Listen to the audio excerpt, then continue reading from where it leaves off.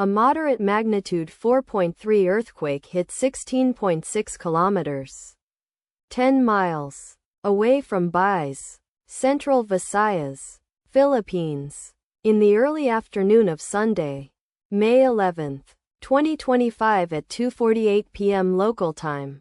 Asia, Manila GMT +8.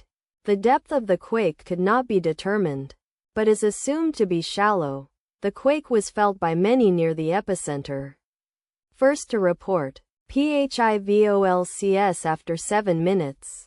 The earthquake occurred 21 weeks after a magnitude 5.1 earthquake had hit on Tuesday, December 17, 2024, at 3:37 p.m. local time. Asia, Manila GMT +8.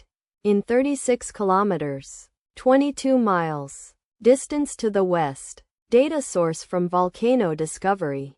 Did you feel it? Let us pray. May the earthquake that occurred not affect our brothers and sisters there. May the earthquake not happen again. And may God protect everyone. Amen.